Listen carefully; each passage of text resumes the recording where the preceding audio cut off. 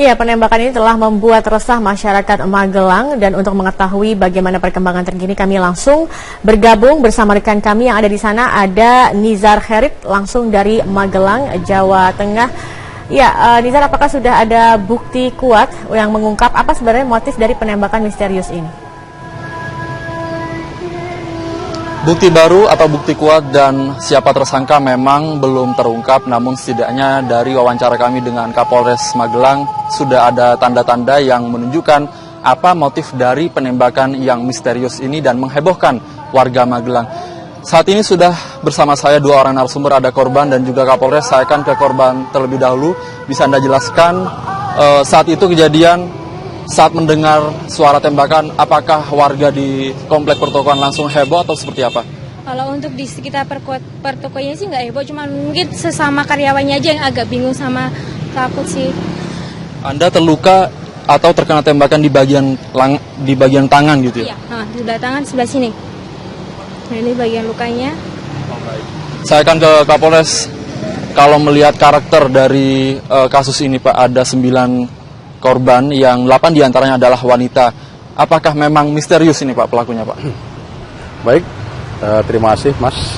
Assalamualaikum warahmatullahi wabarakatuh. Untuk kasus penembakan dengan yang diduga dengan senapan angin ini memang betul. Jadi pada tanggal 20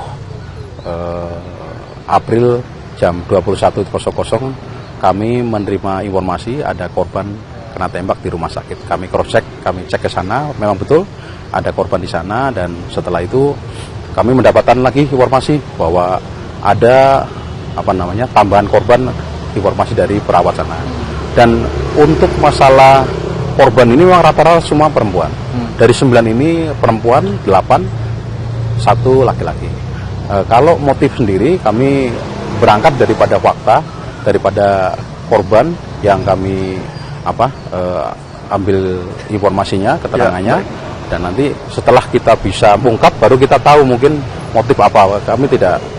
Kalau dari Anda sebagai korban, apakah saat itu memang mendengar suara tembakan dari atas, dari sudut depan atau seperti apa? Kalau untuk suaranya sih nggak, itu ya untuk arahnya sih dari jalan sih sebenarnya, kayak mungkin deket sih suaranya. Saat temanku dua juga ikut dengar sama suaranya, jadi cukup keras juga suaranya. Dan tiba-tiba terjadi ledakan gitu Pak? Kalau ledakan cuma suara like gitu loh, juga ya ledakan sih enggak juga. Pak Kapolres, apakah memang ini bentuk teror atau aksi kriminal mengingat suara tembakan belum diketahui dari mana asalnya? Saya kira ini hanya kriminal biasa ya, yang kemungkinan orang ini apa motifnya kami belum bisa memberikan informasi di sini ya. Saya hanya bisanya berangkat daripada fakta, berangkat daripada informasi yang memang terjadi korban. Setelah itu kami adakan satu lidik dan nanti arahnya ke sidik. Dan ini yang kami tahu dari Mbak Maya ini, Mbak Maya ini korban yang pertama dari data 9 orang itu. Mbak Maya ini korban yang pertama yang kami data, dan kebetulan Mbak Maya ini kenanya waktu itu juga dianggap hal seperti biasa. Kami juga mendapatkan informasi dari korban-korban lain, bukan dari korban yang melapor kami yang proaktif. Ada berita mengenai adanya kegiatan penembakan ini, kita langsung cross-check korban-korban itu. Baik, terima kasih keterangan Pak Kapolres dan juga korban. Demikian wawancara saya dengan Kapolres dan juga korban. Kita menanti siapa pelaku yang saat ini kasus ini cukup meresahkan warga, karena warga merasa takut dan cemas saat mereka hendak pulang jam kerja. Demikian laporan dari Magelang, kembali ke Anda di studio. Ya, baik, terima kasih Nizar Herit atas informasinya. Kementerian Kelautan dan Perikanan serta Komisi 4 DPR RI memutuskan untuk menghentikan proyek reklamasi Teluk Jakarta. Menanggapi keputusan ini, Gubernur DKI Basuki Cahayapurnama bersedia menerima keputusan tersebut asalkan ada dasar hukum penghentian yang jelas. Menanggapi keputusan Komisi 4 DPR RI dan Kementerian Kelautan dan Perikanan untuk menghentikan reklamasi di Teluk Jakarta, Gubernur DKI Basuki Cahayapurnama atau Ahok mengaku menerima keputusan ini asal ada dasar hukum penghentian yang jelas. Ahok menegaskan Pemprov DKI akan mengikuti jika DPR bersama Presiden mengeluarkan undang-undang yang mengatur penghentian proyek reklamasi di Teluk Jakarta. Jika tidak, Ahok menyatakan reklamasi akan tetap berjalan sebab selama ini izin reklamasi sudah jelas berdasar Kepres nomor 52 tahun 1995. Ahok khawatir penghentian reklamasi hanya bertujuan untuk menekan para pengusaha. Mereka deh, ya. Mau bahas ini kesiapan lebaran. Usulkan aja, kalau dia keluarkan undang-undang, mereka keluarkan undang-undang, itu mesti sama dengan Presiden, lalu menghentikan itu, undang-undang juga bisa diuji ke MK. Nah, yang penting jangan akal-akalan juga untuk menekan pengusaha. Hati-hati juga nih. Masalah rumah sakit sumber waras terus didalami, kini KPK harus berhati-hati untuk menentukan temuan BPK dan fakta lapangan. Informasi selengkapnya akan disampaikan langsung oleh Wilson Purba. Wilson, sejauh mana penyelidikan kasus rumah sakit sumber waras hingga kini dari pantauan Anda?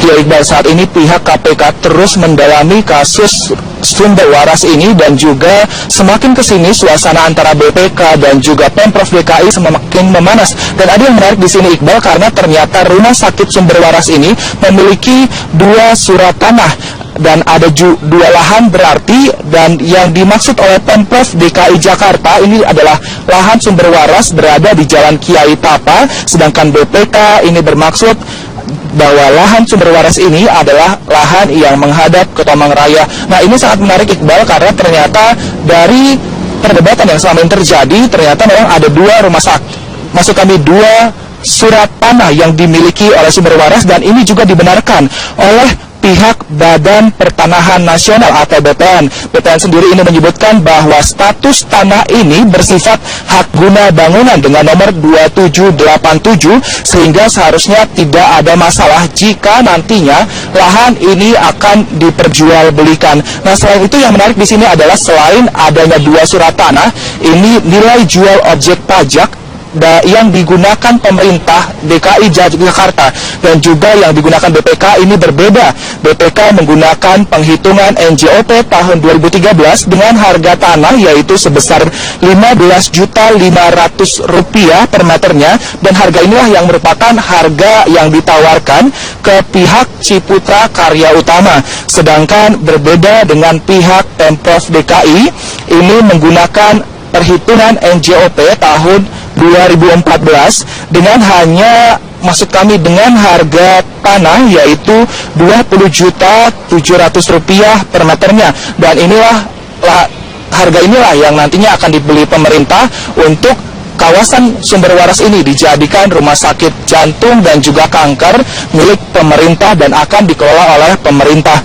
Dan dengan perbedaan ini, di tanah seluas 3,6 hektar ini, BPK menemukan adanya kejanggalan dan juga adanya potensi kerugian negara yang ditimbulkan oleh keputusan Pemprov DKI Jakarta, yaitu sebesar Rp191 miliar.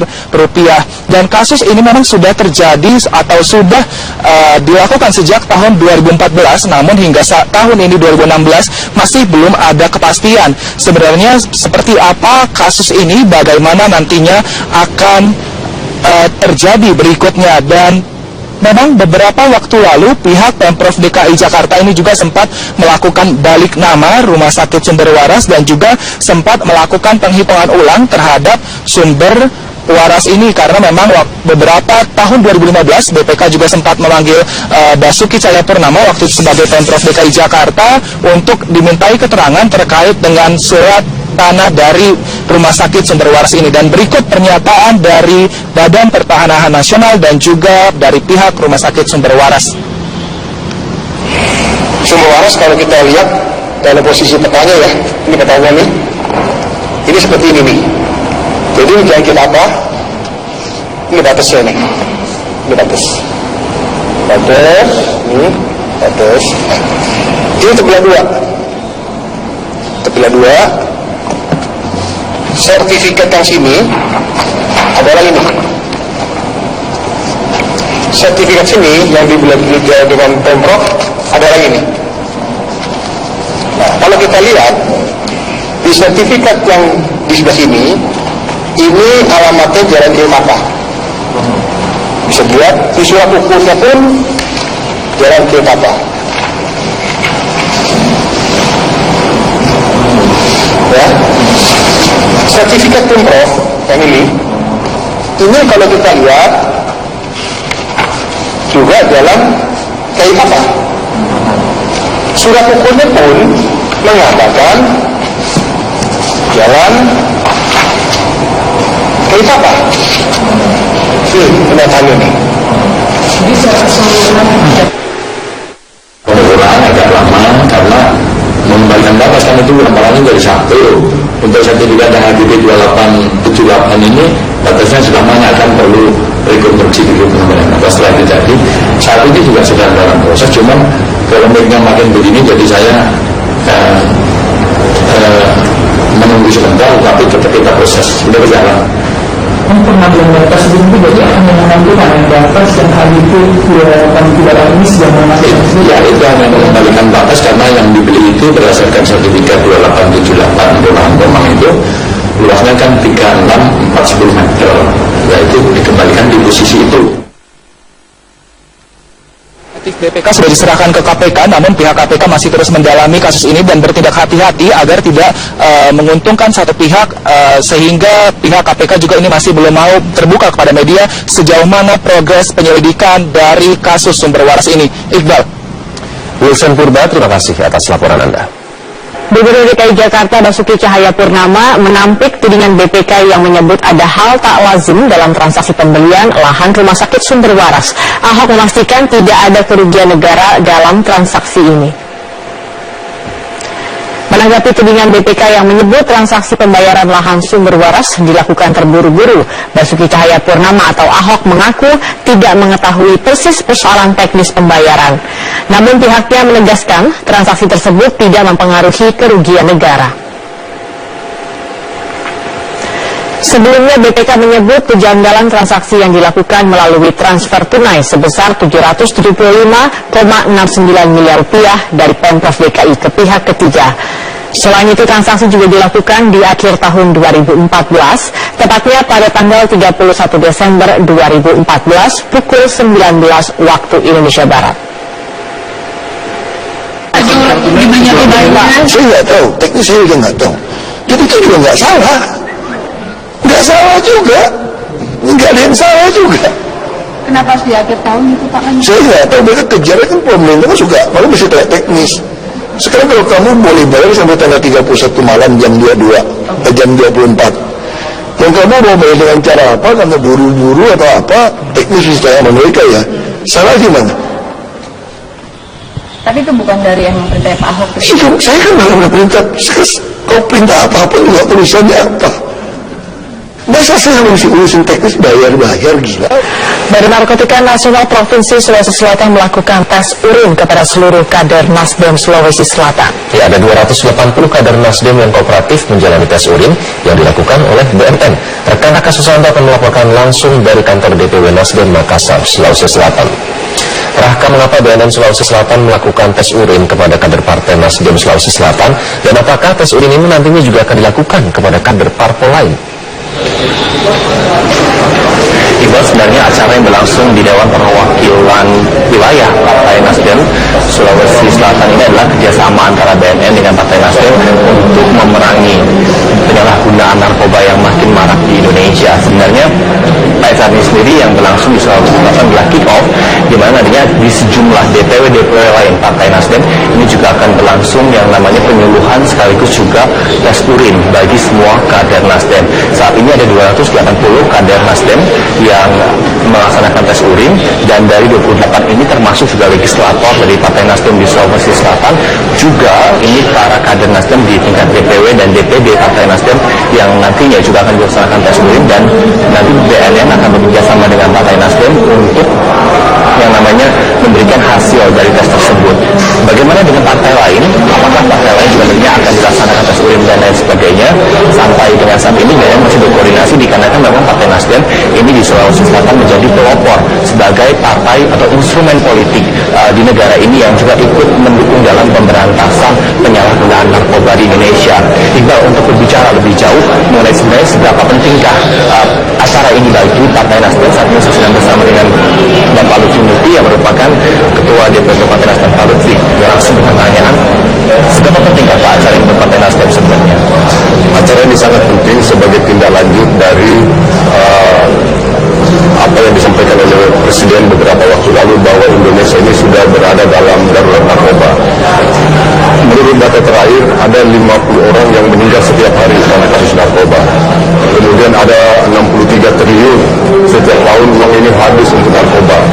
Kemudian ada 251 jenis narkoba baru yang tersebar di hampir 70 negara. Kalau Presiden sudah mengatakan Indonesia dalam keadaan darurat narkoba, maka kita sebagai anak bangsa tidak perlu lagi berretorika, berseminar, berdiskusi tentang apa itu darurat narkoba, tapi kita harus tindak lanjuti. Nah, wujud dari tindak lanjut itu adalah Partai Nasdem hari ini di Sulawesi Selatan, DPW, melakukan tindakan untuk tes urin kepada seluruh anggota legislatif, kepada pengurus DPW, pengurus harian DPD. Ini untuk memastikan bahwa tidak ada lagi anggota Partai Nasdem yang terlibat. Jadi Kepala BNN Sulawesi Selatan sempat mengatakan hasilnya akan diserahkan ke partai. Jadi tes urin ini, jika nantinya ada anggota partai ataupun kader partai yang ternyata positif menggunakan narkoba, bagaimana sikap partai menghadapi ini? Kalau ada anggota partai yang terlibat, kalau dia anggota, itu maka dia akan diserahkan kepada BNN untuk melakukan tindakan. Apakah rehabilitasi atau dilanjutkan kepada penegak hukum untuk diberi hukuman. Tapi kalau dia anggota legislatif, saya mau memastikan bahwa dia pasti di PAW. Kalau dia anggota legislatif, tidak ada lagi toleransi anggota legislatif atau anggota eksekutif dari Partai Nasdem yang terlibat kasus narkoba untuk tidak diberi tindakan. Pasti tegas itu. Ya, ini sikap partai untuk memberantas penyalahgunaan narkoba. Terus sebenarnya ini baru ada 2 provinsi setahu saya, DKI Jakarta, dan ini kick off yang besarnya di Sulawesi Selatan. Nanti akan ada di provinsi lain. Ini seperti apa mekanismenya, Pak? Mekanismenya seperti kita sudah punya terletap, seluruh anggota legislatif itu akan dites urin, kemudian seluruh pengurus DPW, seluruh pengurus harian DPD kita akan lakukan tes urin. Itu akan dilakukan ke seluruh Indonesia. Ini 2 provinsi sudah melakukan, DPW DKI dan DPW Sulawesi Selatan.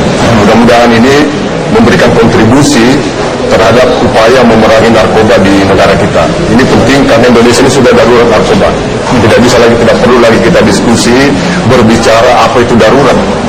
Tapi ada data mengatakan bahwa 50 orang meninggal setiap hari. Itu. Ada 67 triliun setiap bulan yang hilang percuma. Itu. Kemudian ada 251 jenis narkoba baru yang kalau tidak segera diantisipasi itu akan menjadi malapetaka buat bangsa ini ke depan. Terorisme itu tidak ada apa-apa dibandingkan dengan narkoba. Korupsi tidak ada apa-apa dibandingkan dengan narkoba. Terorisme satu kali bom meledak paling banyak 100 orang. Oke, jadi memang ini langkahnya bagus mengingat data dari BNN, Pak, ini menyebutkan sekitar 4 juta pengguna narkoba ada di Indonesia. Sekarang sudah 5,1 juta. 5,1 ya, Pak, ya, datanya. Oke, Pak, terima kasih atas waktunya dan penjelasannya. Sukses untuk kegiatan pada hari ini. Iqbal, demikian perbincangan saya dengan Ketua DPP Partai Nasdem dari Sulawesi Selatan kembali ke Jakarta. Kasus saya melaporkan langsung dari Makassar, Sulawesi Selatan. Terima kasih.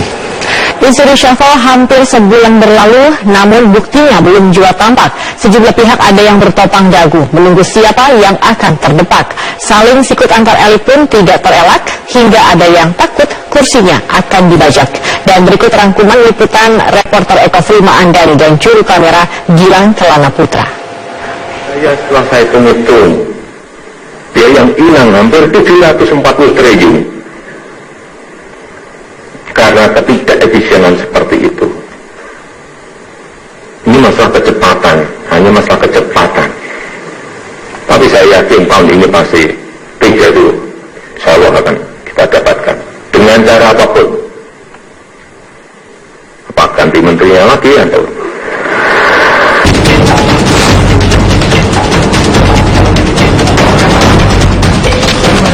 Oh, itu tanya presiden.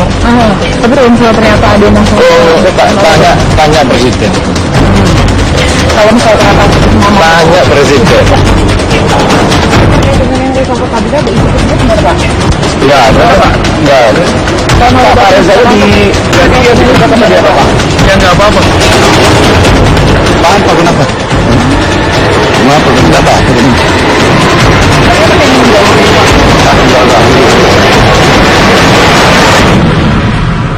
Hampir 1 bulan lamanya isu reshuffle menguat di publik. Namun hingga kini isu tersebut belum terrealisasi. Isu reshuffle sendiri mulai dikemukakan oleh Presiden Joko Widodo saat di kawasan Belikat dan juga kawasan UMS Solo yang menyatakan tidak puas dengan menterinya. Namun hingga kini publik pun bertanya-tanya benar atau tidak adanya reshuffle. Termasuk awak media pun menjadi resah. Jadi pertanyaannya, kapan ada reshuffle? Tak ada yang tahu pasti kapan reshuffle kabinet akan diumumkan. Karena sejatinya reshuffle adalah hak prerogatif presiden. Sejak isu itu bergulir hampir sebulan berlalu, reshuffle telah membawa kegundahan di kalangan elit hingga bersiteru. Partai Kebangkitan Bangsa atau PKB mulai terusik dengan isu reshuffle yang menyeruak. Kursi Marwan Jafar sebagai Menteri PDPP tercium akan dibajak. Si Moncong Putih dituding menjadi dalang. Polemik dana desa dijadikan amunisi serang. Lain elit parpol, lain juga para menteri. Meski mengaku tidak terusik, namun nada reshuffle sudah mulai berisik. Mengaku menerima apa kata komandan, tapi kadang tak tahan jua ambil bagian. Sang Kopra lupa, tugasnya hanyalah angkat senapan, bukan malah cari keributan.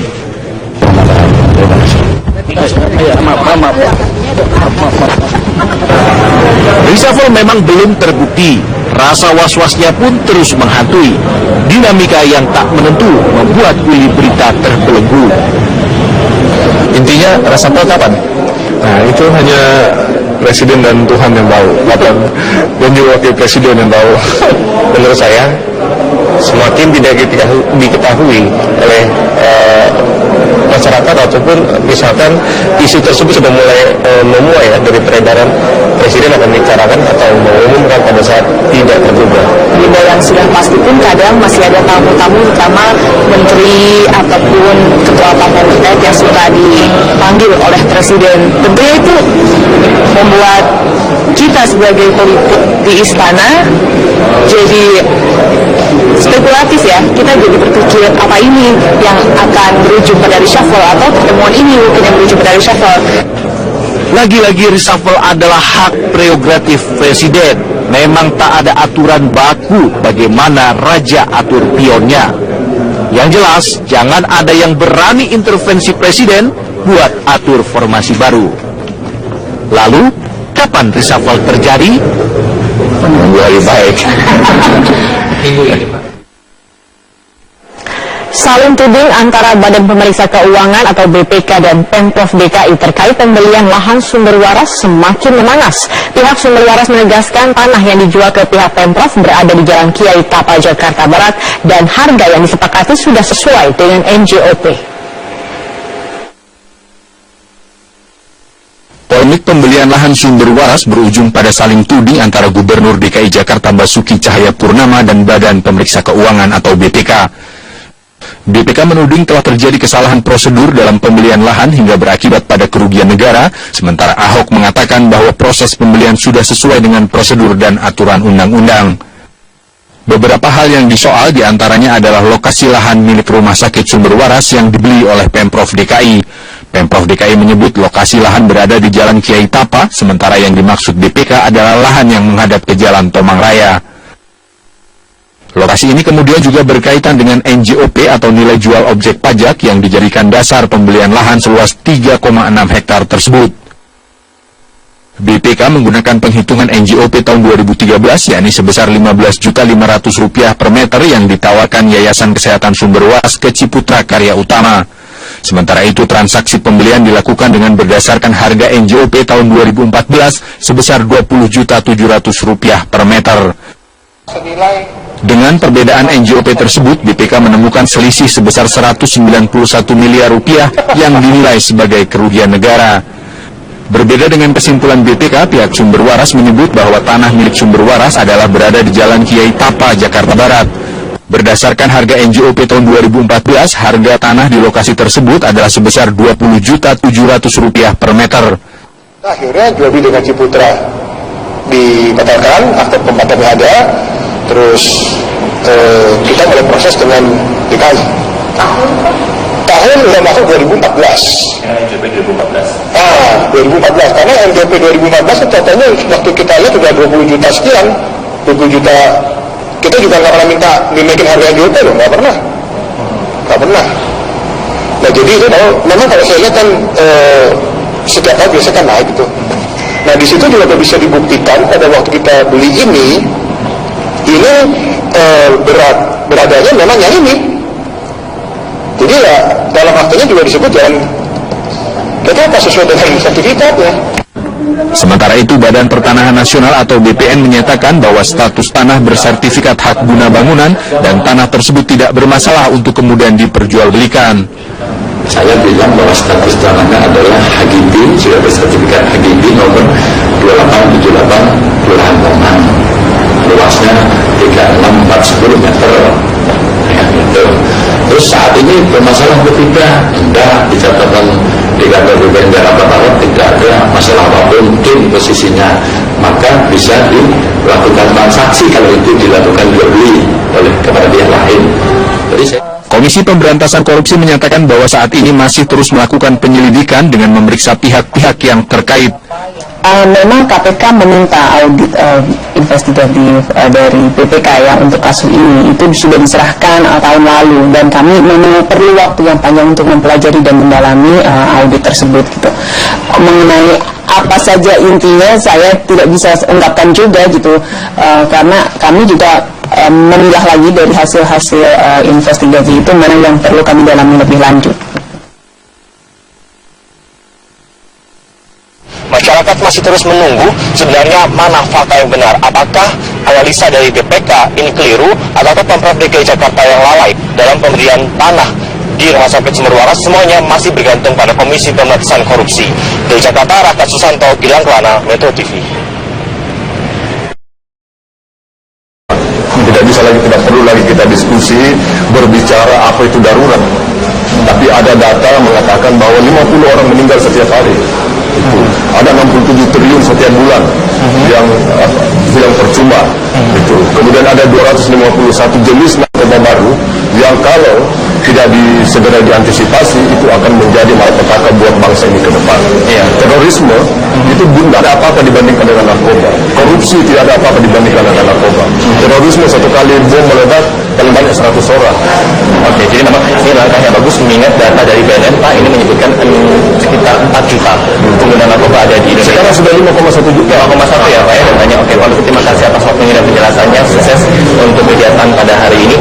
Iqbal, demikian perbincangan saya dengan Ketua DPP Partai Nasdem dari Sulawesi Selatan kembali ke Jakarta. Kasus saya melaporkan langsung dari Makassar, Sulawesi Selatan. Terima kasih. Isu reshuffle hampir sebulan berlalu, namun buktinya belum juga tampak. Sejumlah pihak ada yang bertopang dagu, menunggu siapa yang akan terdepak. Saling sikut antar elit pun tidak terelak, hingga ada yang takut kursinya akan dibajak. Dan berikut rangkuman liputan reporter Eko Frima Andani dan juru kamera Gilang Kelana Putra. Setelah saya hitung-hitung, biaya yang hilang hampir 740 triliun. Karena ketidakefisienan seperti itu. Ini masalah kecepatan, hanya masalah kecepatan. Tapi saya yakin tahun ini pasti breakthrough dulu. Insya Allah akan kita dapatkan. Dengan cara apapun. Apa ganti menterinya lagi atau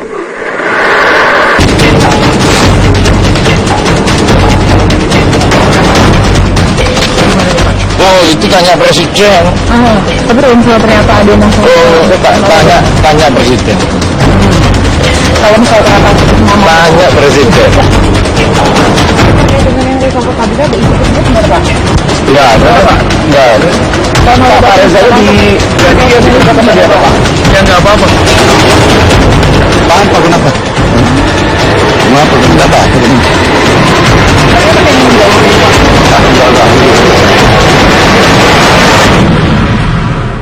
Hampir 1 bulan lamanya isu reshuffle menguat di publik.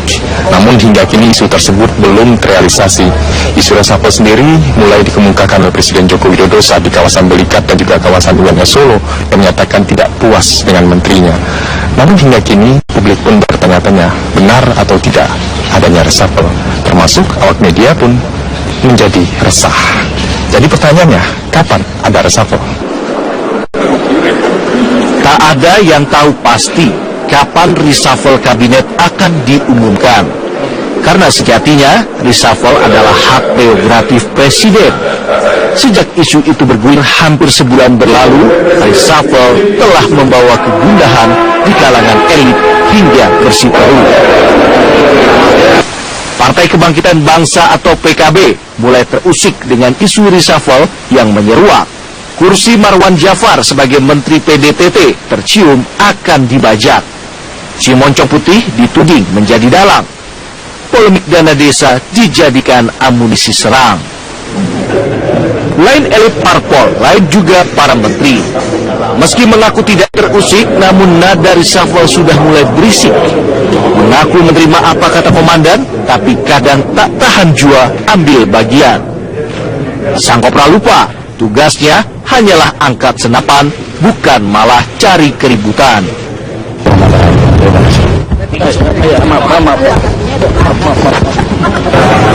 Reshuffle memang belum terbukti. Rasa was-wasnya pun terus menghantui. Dinamika yang tak menentu membuat Willy Berita terbelenggu. Intinya reshuffle kapan? Nah, itu hanya presiden dan Tuhan yang tahu, dan juga wakil presiden yang tahu.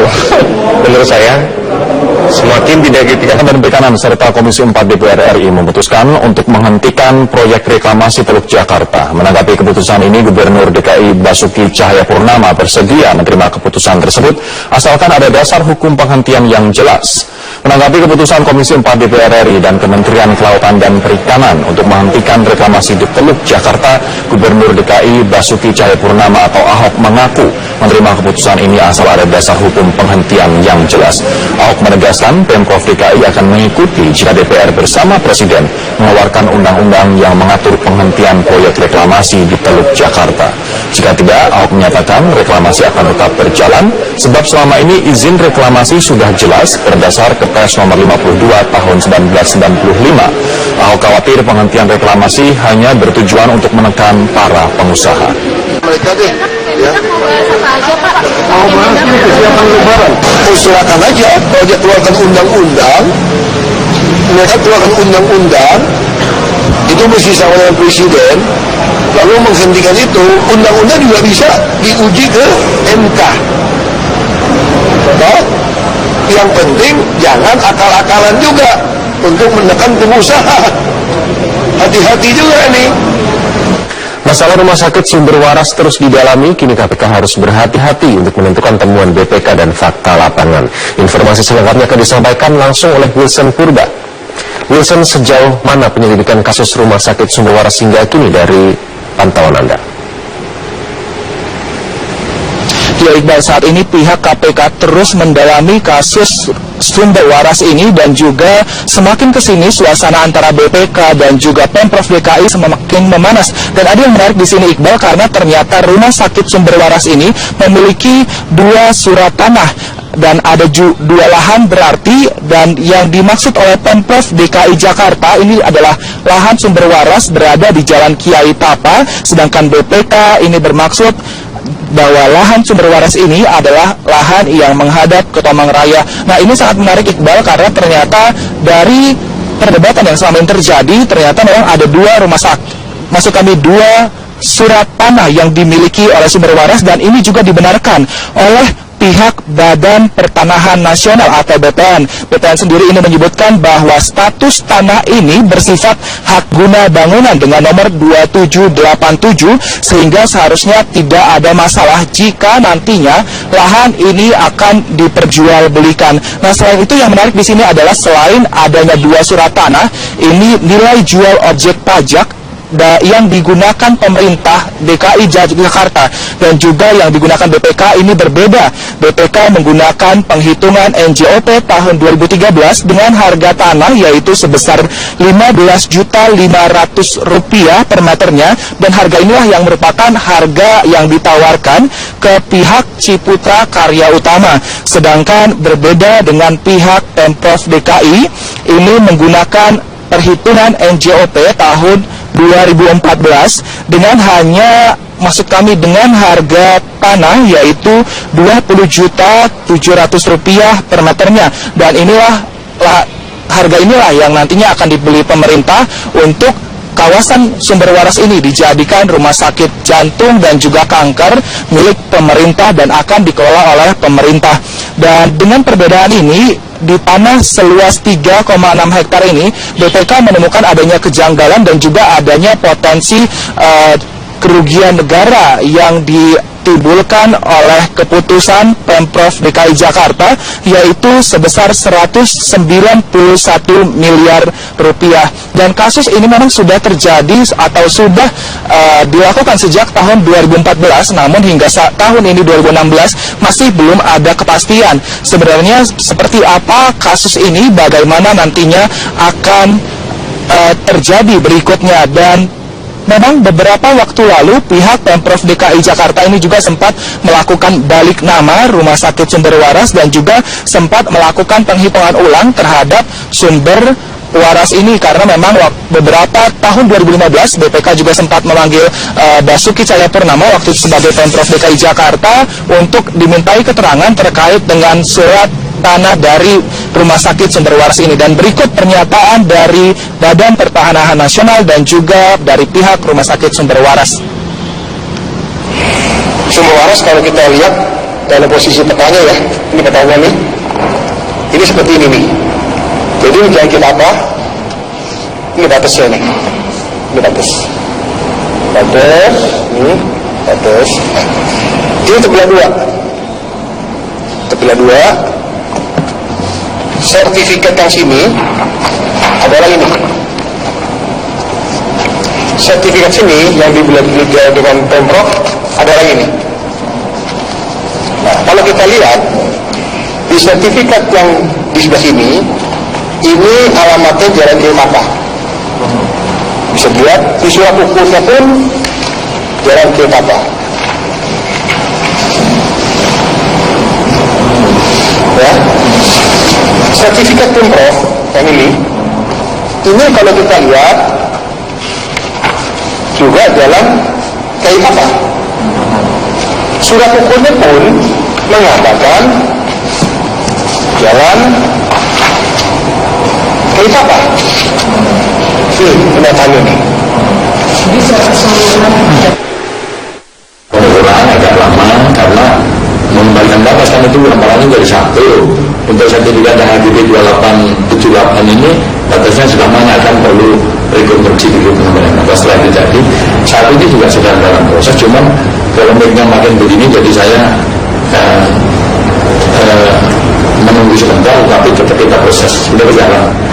Pengambilan data sebelum itu berarti akan menentukan batas yang HGB 2878 ini sudah menentukan. Ya, itu hanya mengembalikan batas karena yang dibeli itu berdasarkan sertifikat 2878 Rumahan Komang itu luasnya kan 36,410 meter, yaitu dikembalikan di posisi itu.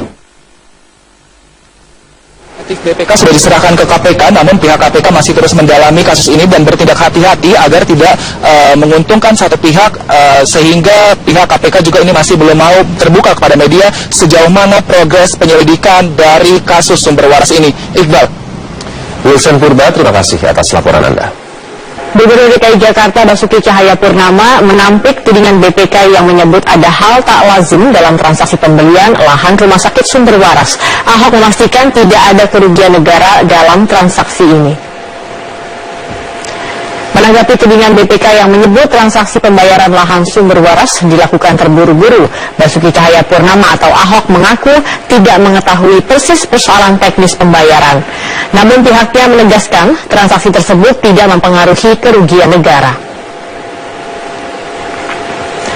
Sebelumnya BPK menyebut kejanggalan transaksi yang dilakukan melalui transfer tunai sebesar 775,69 miliar rupiah dari Pemprov DKI ke pihak ketiga.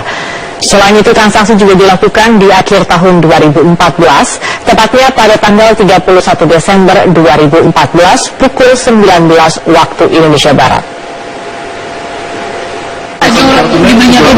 Saya nggak tahu, teknis saya juga nggak tahu. Jadi itu juga nggak salah. Nggak salah juga. Nggak ada yang salah juga. Kenapa harus di akhir tahun itu Pak? Saya nggak tahu, mereka kejar kan pemerintah kan suka, malah bisa teknis. Sekarang kalau kamu boleh bayar sampai tanggal 31 malam jam 22, jam 24. Kalau kamu mau bayar dengan cara apa, karena buru-buru atau apa, teknis sistem mereka ya, salah gimana? Tapi itu bukan dari yang perintah Pak Ahok. Itu saya kan nggak perintah. Kau perintah apa-apa juga tulisannya apa? Masa saya harus urusin teknis bayar-bayar gila? Badan Narkotika Nasional Provinsi Sulawesi Selatan melakukan tes urin kepada seluruh kader Nasdem Sulawesi Selatan. Ya, ada 280 kader Nasdem yang kooperatif menjalani tes urin yang dilakukan oleh BNN. Rekan Raka Susanto akan melaporkan langsung dari kantor DPW Nasdem Makassar, Sulawesi Selatan. Rahka, mengapa BNN Sulawesi Selatan melakukan tes urin kepada kader Partai Nasdem Sulawesi Selatan, dan apakah tes urin ini nantinya juga akan dilakukan kepada kader parpol lain? Iqbal, sebenarnya acara yang berlangsung di Dewan Perwakilan Wilayah Partai Nasdem Sulawesi Selatan ini adalah kerjasama antara BNN dengan Partai Nasdem untuk memerangi penyalahgunaan narkoba yang makin marak di Indonesia. Sebenarnya acara ini sendiri yang berlangsung di Sulawesi Selatan adalah kick off, di mana nantinya di sejumlah DPW lain Partai Nasdem ini juga akan berlangsung yang namanya penyuluhan sekaligus juga tes urin bagi semua kader Nasdem. Saat ini ada 280 kader Nasdem yang melaksanakan tes urin, dan dari 28 ini termasuk juga legislator dari Partai Nasdem di Sulawesi Selatan, juga ini para kader Nasdem di tingkat DPW dan DPD Partai Nasdem yang nantinya juga akan dilaksanakan tes urin, dan nanti BNN akan bekerjasama dengan Partai Nasdem untuk yang namanya memberikan hasil dari tes tersebut. Bagaimana dengan partai lain? Apakah partai lain juga nantinya akan dilaksanakan tes urin dan lain sebagainya? Sampai dengan saat ini BNN masih berkoordinasi, dikarenakan memang Partai Nasdem ini di Sulawesi Selatan menjadi pelopor sebagai partai atau instrumen politik di negara ini yang juga ikut mendukung dalam pemberantasan penyalahgunaan narkoba di Indonesia. Iqbal, untuk berbicara lebih jauh mengenai sebenarnya seberapa pentingkah acara ini bagi Partai Nasdem, saat ini saya sedang bersama dengan Bapak Lutfi Mukti yang merupakan Ketua DPD Partai Nasdem. Pak Lutfi, langsung pertanyaan, seberapa pentingkah Pak acara ini untuk Partai Nasdem sebenarnya? Acara ini sangat penting sebagai tindak lanjut dari apa yang disampaikan oleh Presiden beberapa waktu lalu, bahwa Indonesia ini sudah berada dalam darurat narkoba. Menurut data terakhir, ada 50 orang yang meninggal setiap hari karena kasus narkoba. Kemudian ada 63 triliun setiap tahun uang ini habis untuk narkoba. Kemudian ada 251 jenis narkoba baru yang tersebar di hampir 70 negara. Kalau Presiden sudah mengatakan Indonesia dalam keadaan darurat narkoba, maka kita sebagai anak bangsa tidak perlu lagi berretorika, berseminar, berdiskusi tentang apa itu darurat narkoba, tapi kita harus tindak lanjuti. Nah, wujud dari tindak lanjut itu adalah Partai Nasdem hari ini di Sulawesi Selatan DPW melakukan tindakan untuk tes urin kepada seluruh anggota legislatif, kepada pengurus DPW, pengurus harian DPD. Ini untuk memastikan bahwa tidak ada lagi anggota Partai Nasdem yang terlibat. Jadi Kepala BNN Sulawesi Selatan sempat mengatakan hasilnya akan diserahkan ke partai di tes urin ini. Jika nantinya ada anggota partai ataupun kader partai yang ternyata positif menggunakan narkoba, bagaimana sikap partai menghadapi ini? Kalau ada anggota partai yang terlibat, kalau dia anggota, itu maka dia akan diserahkan kepada BNN untuk melakukan tindakan. Apakah rehabilitasi atau dilanjutkan kepada penegak hukum untuk diberi hukuman. Tapi kalau dia anggota legislatif, saya mau memastikan bahwa dia pasti di PAW. Kalau dia anggota legislatif, tidak ada lagi toleransi anggota legislatif atau anggota eksekutif dari Partai Nasdem yang terlibat kasus narkoba untuk tidak diberi tindakan. Pasti tegas itu. Ya, ini sikap partai untuk memberantas penyalahgunaan narkoba. Terus sebenarnya ini baru ada 2 provinsi setahu saya, DKI Jakarta, dan ini kick off yang besarnya di Sulawesi Selatan. Nanti akan ada di provinsi lain, ini seperti apa mekanismenya Pak? Mekanismenya seperti kita sudah punya kereta, seluruh anggota legislatif itu akan dites urin, kemudian seluruh pengurus DPW, seluruh pengurus harian DPD kita akan lakukan tes urin. Itu akan dilakukan ke seluruh Indonesia.